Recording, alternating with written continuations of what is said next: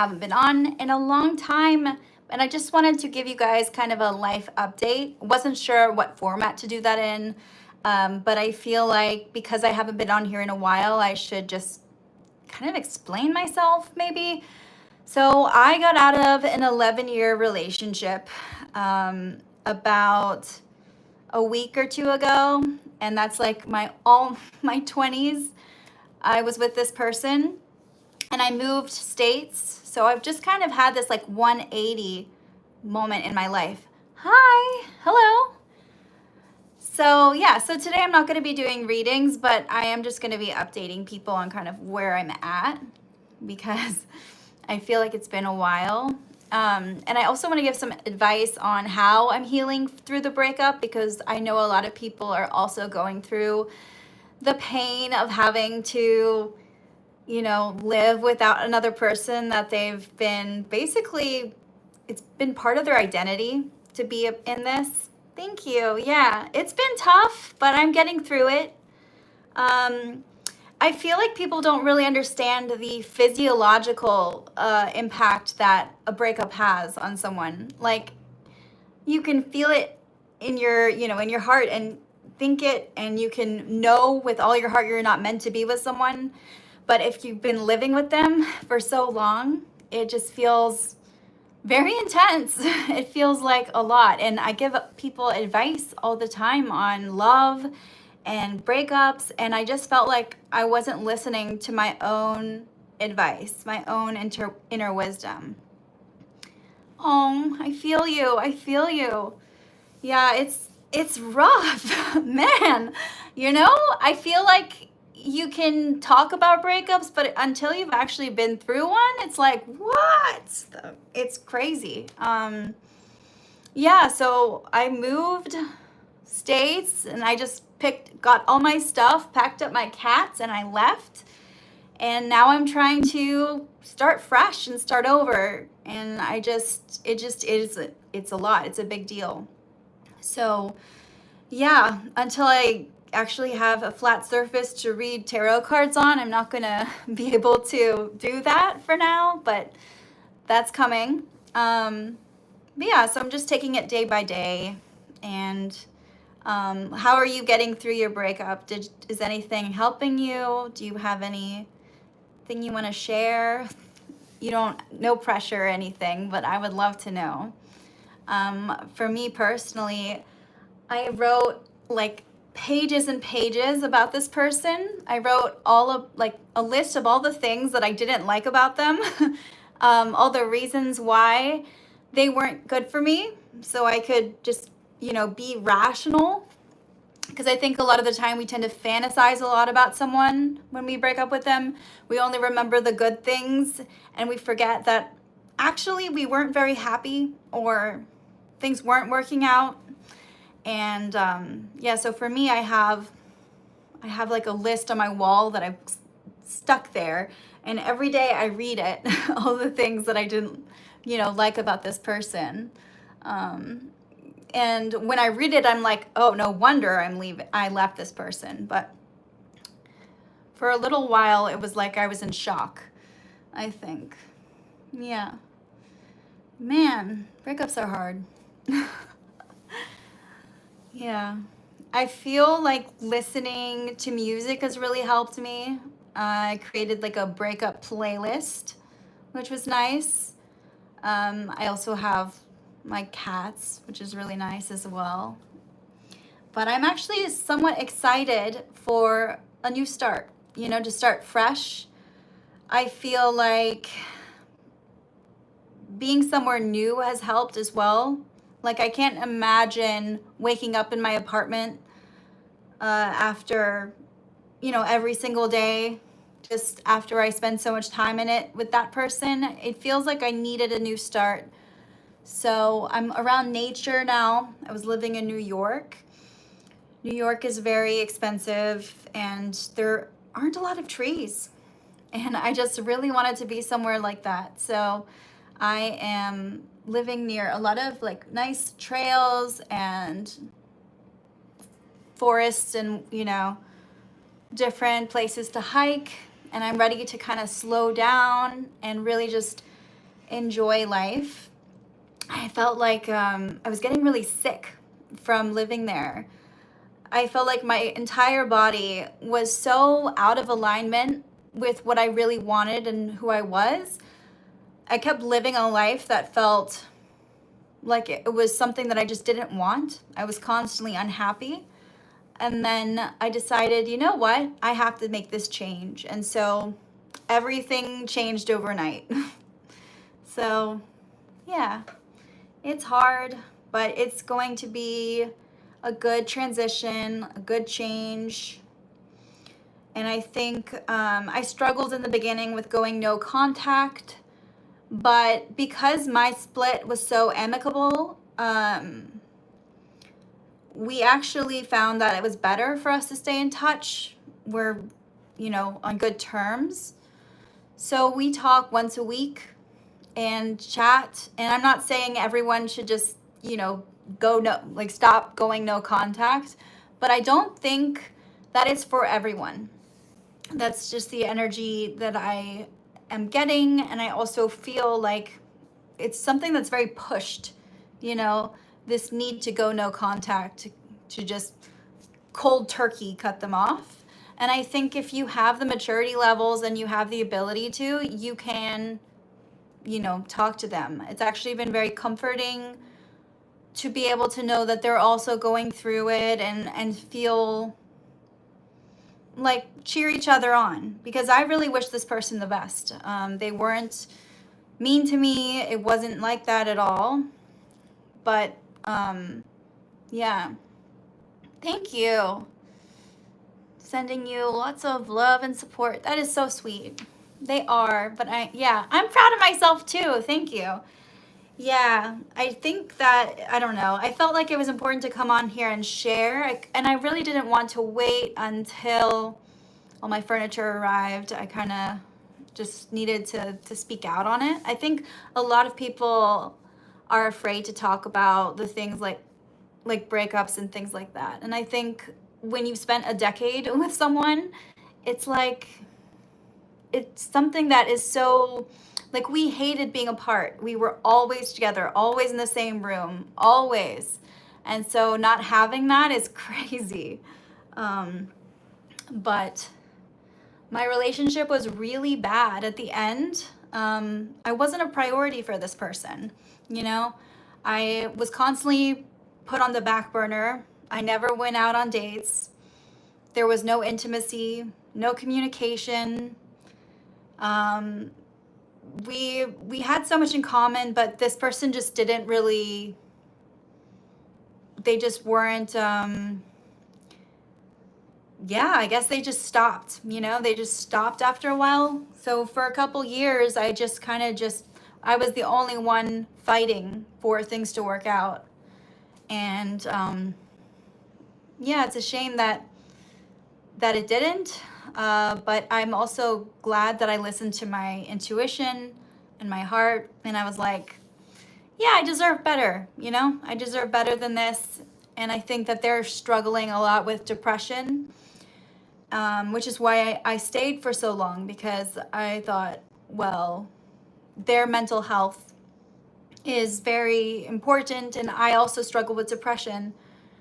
But years went by and they wouldn't get help for it. They wouldn't get any treatment. And so I just felt very lonely near the end. I just felt extremely lonely, and no matter what I did, it didn't work. Hi, Roberto. Welcome, welcome. Yeah, so I'm just sharing kind of where I'm at with my breakup, and normally I probably wouldn't do this, but yeah, it's just been a big transition trying to, be on my own after being so long with somebody else. And I can tell that they're also struggling as well. So, yeah. But I felt kind of like,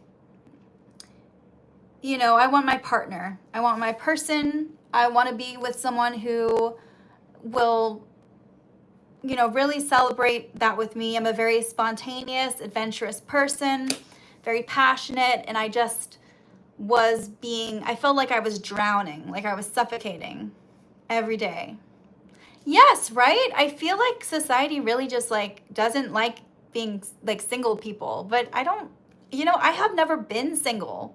Like when I got out of high school, I had a boyfriend, and then I was only single for like a couple months, and then I met this person. And then we spent a decade together. So I've not enjoyed the single life, and I'm really excited to get to know myself without that. And it also gives me a good, I just feel like it gives me more room to be, I don't know, freedom in a way. Brian, it's really hard. Oh, yeah, extra shifts at work just not to be alone. I understand. It's like you have to distract yourself. The first few days, I just watched TV like for days at a time, and I couldn't get out of bed.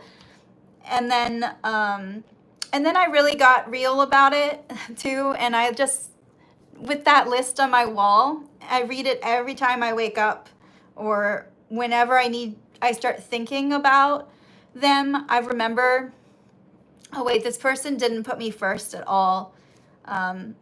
I constantly told them I was unhappy, and I tried to work on things with them, but they really couldn't. And I don't fault them for it personally.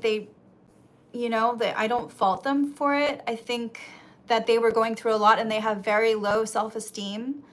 Like they don't know what they want. And yeah, they have a lot to work on. And I realized I couldn't be that person.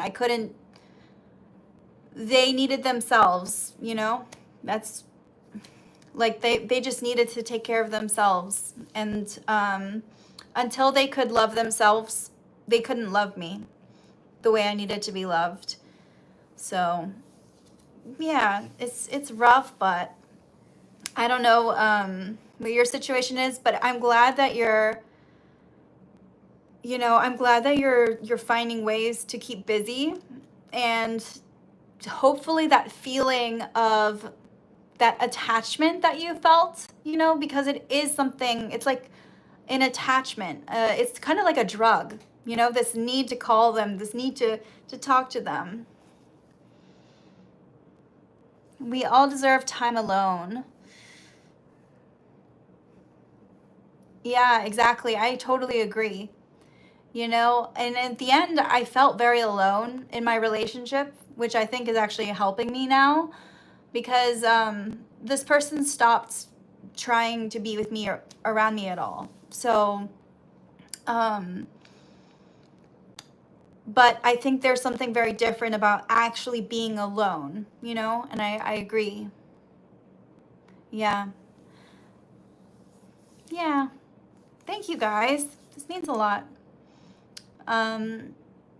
But yeah, I just wanted to come on and share where I was at, I guess. I don't really have much going on or much to say, but I do plan to come back and start giving readings and get back into the flow of things.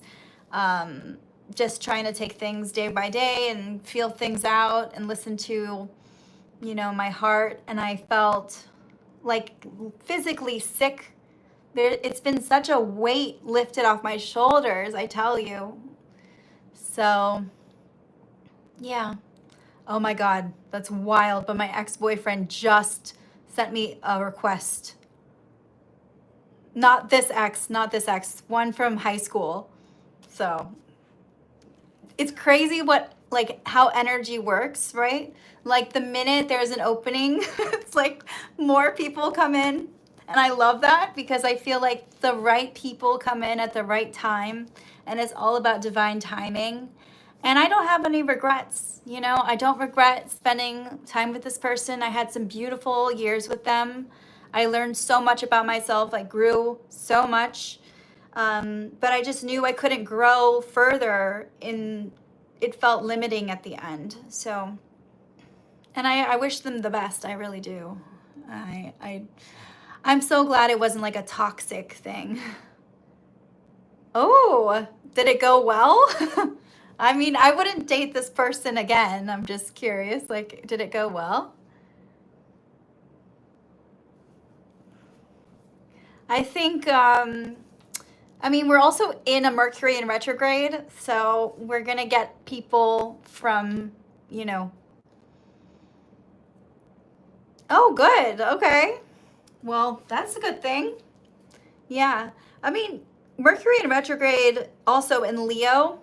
That's the other thing. I have my Mars in Leo. So I just feel like it's been a lot of rage. There's been a lot of anger coming up, like, why did I put up with this for so long? Or why? You know, I just felt very oversensitive, like it's a big time to have big feelings, you know? That's great. I mean, did it work out for you? Like in the long run, are you guys together?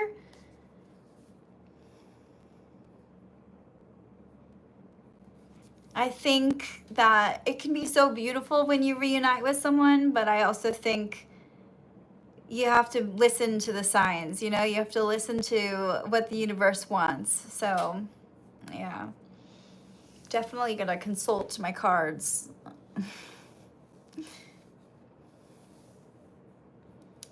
But yeah, anyway, no, okay. Well, I'm glad you at least like got that, you know, experience and got that lesson from that. That makes sense. Zoe, may I get your opinion on something? Some vision I keep getting for years. It seems like a culmination will come true in less than 3 weeks. Wow.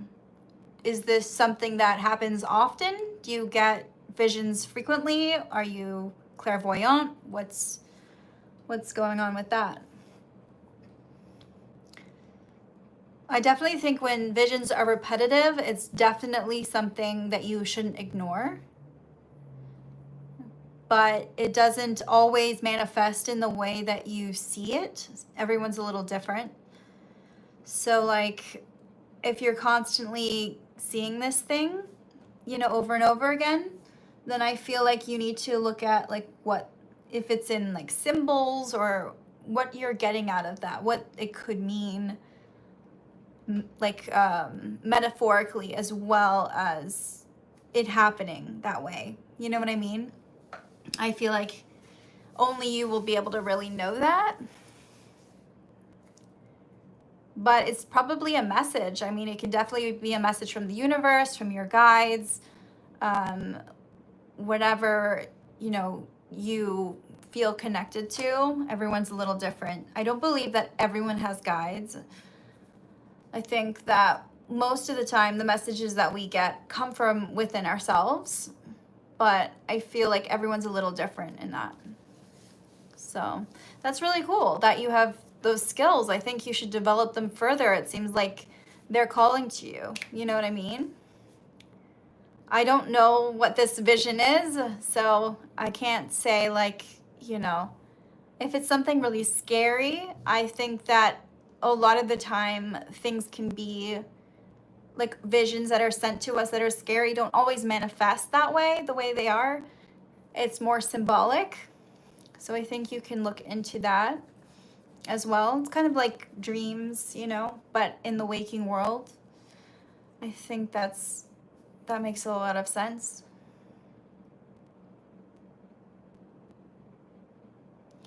Several psychics kept telling me to listen to meditations because I'm meeting my twin flame on a specific place.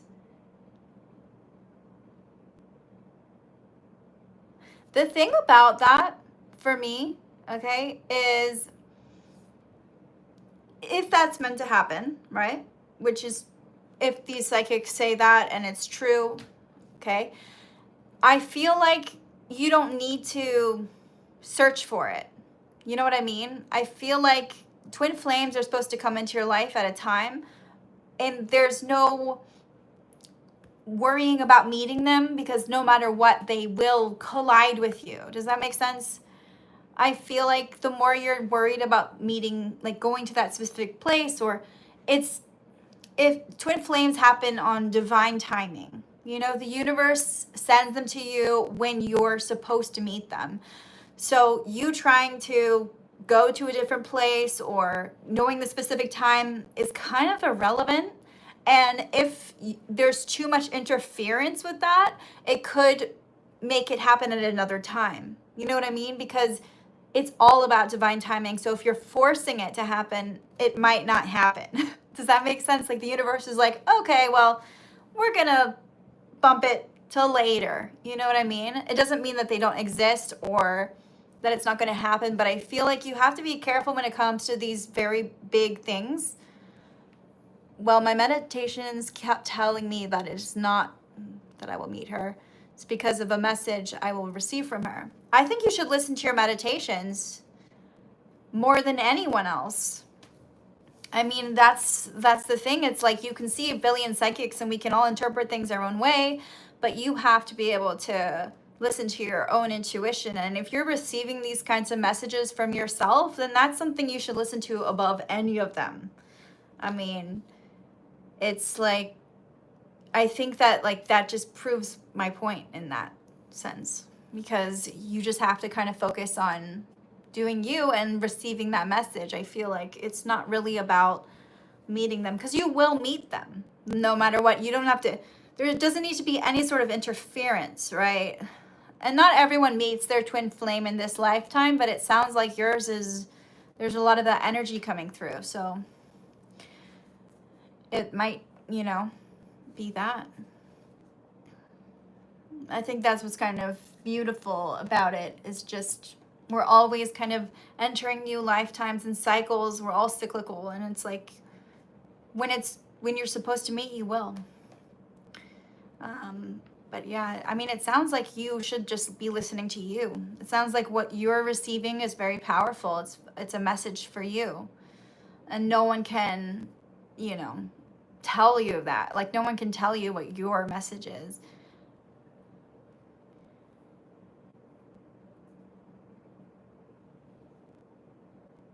I don't think you're lying at all. I think that that's the point. I think you should listen to what you're saying. Like I think you should listen to your intuition.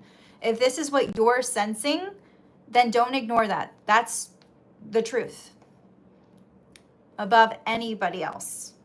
That's my thoughts on that. I think it's powerful that you got those messages and you received that. And I think you should definitely follow through with that. I hope that answered your question. I'm not sure exactly what the question was now. Kind of went on a rant. But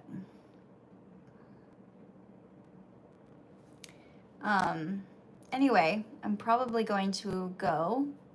But I really appreciate you guys checking in with me and being there. And I really hope that you have a wonderful day. And I can't wait to see you guys again. It's going to be exciting.